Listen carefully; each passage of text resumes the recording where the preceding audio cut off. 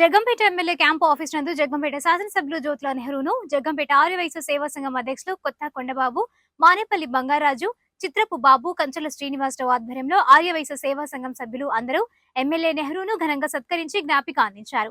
ఈ సందర్భంగా ఆర్యవైశ్యులు మాట్లాడుతూ జగ్గంపేటలో మీకోసం కష్టపడిన ఆర్యవైశ్యులను గుర్తించుకోవాలని, అదేవిధంగా జగ్గంపేటలో వెంకటేశ్వర స్వామి ఆలయం నిర్మించాలని విజ్ఞప్తి చేశారు.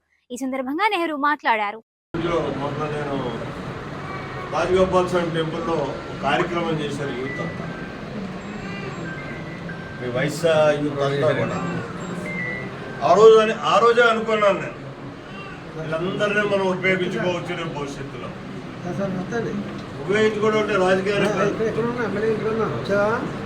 ఇండస్ట్రీస్ తెచ్చుకోవడానికి చెన్నయ్య పెద్దయ్య ఏంటి అన్నది కానీ వీళ్ళంతా కూడా భవిష్యత్తులో ఉపయోగపడతారు మనం జగ్గంపేటని స్థాయికి తాగడానికి అని చెప్పేసి నేను అనుకున్నాను. ఇవాళ అనుకోకుండా మీరు సన్మానం చేసే కార్యక్రమంలో భాగంగా చెప్పడం జరిగింది. నేనే ఆ పిల్లలందరినీ పిలిచి రిక్వెస్ట్ చేద్దాం అనుకున్నాను. అది కూడా తొందరలో కార్యక్రమం పెట్టి వాళ్ళందరితోటి కూర్చుంటాను. కూర్చుని వాళ్ళందరినీ మోటివేట్ చేసి మనం ఒక కార్యక్రమం చేద్దాం. ఎందుకంటే బ్యాంకులు విరివిగా డబ్బులు ఇచ్చేటటువంటి పరిస్థితి. మనం 10 పైసలు పెడితే 90 పైసలు ఇవాళ బ్యాంక్ ఇవ్వడానికి సిద్ధంగా ఉంది. కాబట్టి ఇండస్ట్రీ పెట్టడం అన్నది పెద్ద సమస్య కాదు. అయితే ఆ పెట్టినటువంటి ఇండస్ట్రీ నిలబెట్టగలగాలి. వాళ్ళు మనకి ఎక్కడో అక్కర్లేదు. భార్యకృష్ణ రైస్ మిల్ పెట్టినప్పుడు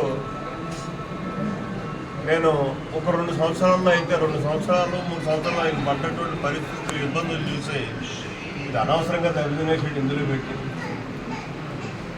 ఒకటి అమ్ముకొచ్చాడు కూడా. ఒక మంచి ముహూర్తంలో ఒక మంచి కమిటీ నేస్తున్నాను, మొదలు పెడదాం. ఖచ్చితంగా దాన్ని పూర్తి చేద్దాం.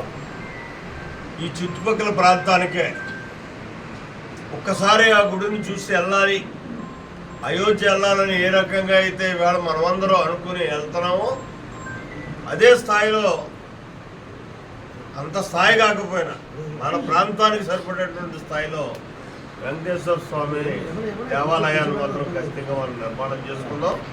దానికి రేపు నేను అసెంబ్లీకి వెళ్ళొచ్చి ప్రమాణ స్వీకారం చేసి వచ్చిన తర్వాత మంచి ముహూర్తం చేసి ఆ ముహూర్తంలో ఒక కమిటీని ఏర్పాటు చేసుకుని స్థల సేకరణ కూడా నిర్దేశించుకుని అప్పుడు శ్రీకారం చుడతాం. ఖచ్చితంగా అమ్మకపోవడం అంటూ ఉండదు, అది తీరుతుంది. మీ అందరి సహకారం ఉంటే దాన్ని చేద్దామని చెప్పేసి మనం చేసుకుంటూ చాలా కార్యక్రమాలు చెప్పాం. అవన్నీ అంచెలంచెలుగా చేసుకుందాం తొందరగా. మీరు ఎప్పుడు నేను ఒక్కడిగా ఉంటాను.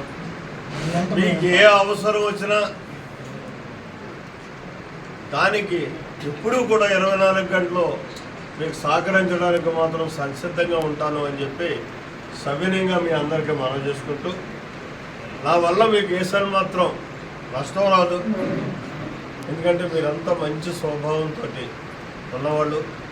ఇక ఇండస్ట్రీస్ అంటున్నారు, నేను ఎన్నికల ప్రచారంలోనే చెప్పడం జరిగింది, 4 మండలాల్లో 4 పెద్ద పరిశ్రమలు తీసుకొస్తాను అని చెప్పేసి. మీరు నిజంగా సహకరిస్తే మీ వైశ్య సోదరులు కానీ మనకు ఉన్నటువంటి ఇంకా ఆర్థిక పరిపుష్టి కలిగినటువంటి వ్యక్తులందరూ సహకరిస్తే ఎవరినో ఎక్కడి నుంచో తీసుకొచ్చేదానికంట జగ్గంపేటలో మనం నిర్మాణం చేసుకునేటటువంటి ఒక ఇండస్ట్రీకి మీ అందరి సహకారంతో మీతోటి ఆ పరిశ్రమను నిర్మాణం చేయించి ఇక్కడ ప్రజలకే జీవనభృతి కలిగే విధంగా ఏర్పాటు చేసుకుందాం. దానికి కూడా ఆలోచన చేయండి. అయితే ఇండస్ట్రీస్ నాకు తెలుసు అంటున్నారు బంగారాజు గారు, వ్యవసాయం తప్పించి నాకు రెండో తెలియదు. వ్యాపారం అన్నది ఏ రకంగా చేయాలో కూడా నాకు అస్సలు కనీస అవగాహన లేదు.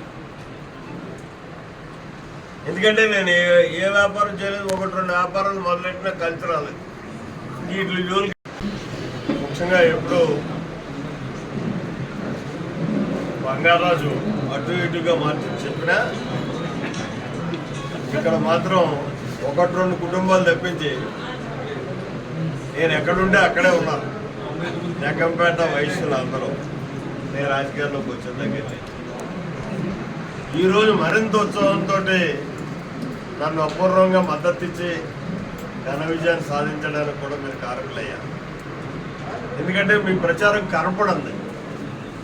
మీ దగ్గరికి వచ్చిన ప్రతి ఒక్కరికి కూడా మీరు చెప్పే విధానంలో చెప్పడం, ఆ ప్రచారం 3 సంవత్సరాల క్రితం నుంచి నా గెలుపు నాంది పలికినటువంటి వాళ్ళు ఎవరైనా ఉన్నారంటే అది జగ్గంపేట వయసు.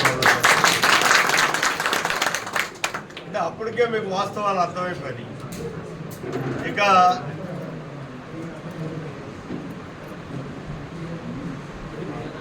ఏదైతే బంగారాజు గారు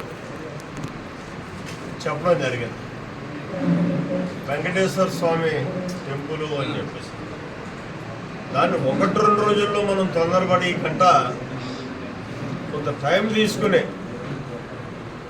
కార్యక్రమం తలపెట్టినప్పుడు అది మన నియోజకవర్గానికి అంతటికీ ఇది హెడ్ క్వార్టర్ కాబట్టి ప్రభావితం కావాలి. ఆ స్థాయిలో నిర్మాణం జరగాలి. ఆ స్థాయిలో నిర్మాణం